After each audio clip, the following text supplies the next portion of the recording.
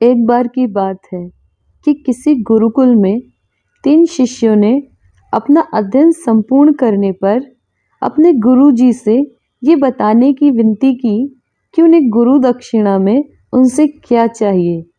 गुरुजी पहले तो मंद मंद मुस्काए और फिर बड़े स्नेहपूर्वक कहने लगे, मुझे तुमसे गुरु दक्षिणा में एक थैला भर के सूखी पत्तियां चाहिए, ला सकोगे?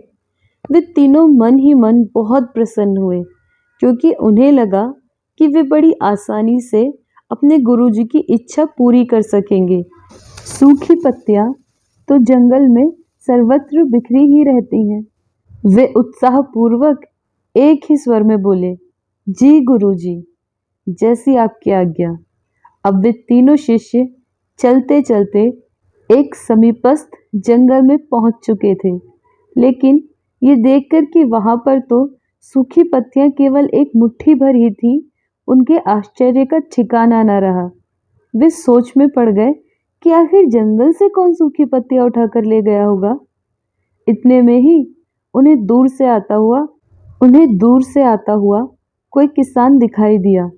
वे उसके पास पहुंचकर उससे विनम्रता पूर्वक याचना करने लगे कि वो उन्हें केवल एक थैला भर सूखी पत्तियां दे दे। अब उस किसान ने उनसे क्षमा याचना करते हुए उन्हें ये बताया कि वो उनकी मदद नहीं कर सकता क्योंकि उसने सूखी पत्तियों का ईंधन के रूप में पहले ही उपयोग कर लिया था। अब वे तीनों पास में ही बसे एक गांव की ओर इस आशा से बढ़ने लगे थे कि हो सकता है वहां उस गांव में उनकी कोई सहायता कर सके।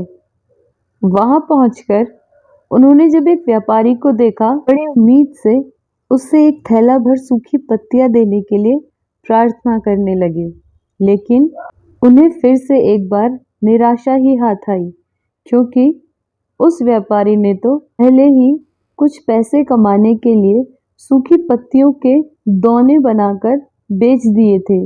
लेकिन उस व्यापारी ने उदारता दिखाते हुए उन्हें एक बूढ़ी माँ का पता बताया जो सूखी पत्तियां एकत्रित किया करती थी।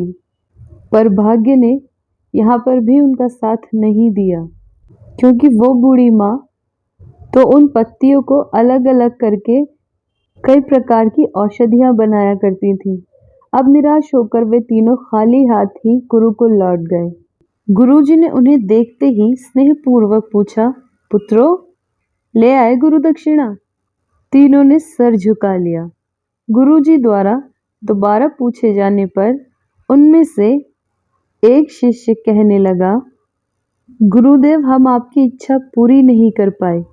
हमने सोचा था कि सूखी पत्तियां तो जंगल में सर्वत्र बिखरी ही रहती होंगी, लेकिन बड़े ही आश्चर्य की बात है कि लोग उनका भी कितनी तरह से उपयोग करते हैं। गुरुजी फिर पहले ही की तरह मुस्कुराते हुए प्रेम पूर्वक बोले, निराश क्यों होते हो? प्रसन्न हो जाओ। और यही ज्ञान कि सूखी पत्तियां भी व्यर्थ नहीं हुआ करती, बल्कि उनके भी अनेक उपयोग हुआ करते हैं, मुझे गुरु दक्षिणा के रूप में दे दो। तीनों शिष्य गुरुजी को प्रणाम करके खुशी खुशी अपने अपने घर की ओर चले गए। एक शिष्य जो अपने गुरुजी की कहानी एकाग्रचित्त होकर सुन रहा था, अचानक बड़े उत्साह से बोला, गुरुजी, अब मुझे अच्छी तरह से ज्ञात हो गया है कि आप क्या कहना चाहते हैं। आपका संकेत वस्तुतः इसी ओर है ना कि जब सर्वत्र सुलभ सूखी पत्तियां भी निरर्थक या बेकार नहीं होती हैं, तो फिर हम कैसे किसी भी वस्तु या व्यक्ति को छोटा और महत्वहीन मानकर उसका तिरस्कार कर सकते हैं।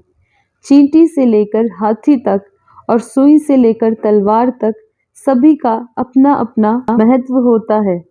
गुरुजी भी तुरंत ही बोले, हाँ पुत्र, मेरे कहने का भी यही तात्पर्य है कि हम जब भी किसी से मिलें तो उसे यथा योग्य मान देने का भरसक प्रयास करें, ताकि आपस में स्नेह, सद्भावना, सहानुभूति एवं सहिष्णुता का विस्तार होता रहे और हमारा जीवन संघर्ष के बजाय उत्सव बन सके। दूसरे, यदि जीवन को एक खेल ही माना जाए तो बेहतर यही होगा कि हम निर्विक्षेप, स्वस्थ एवं शांत प्रतियोगिता में ही भाग लें और अपने निष्पादन तथा निर्माण को ऊंचाई के शिखर पर ले जाने का अथक प्रयास करें।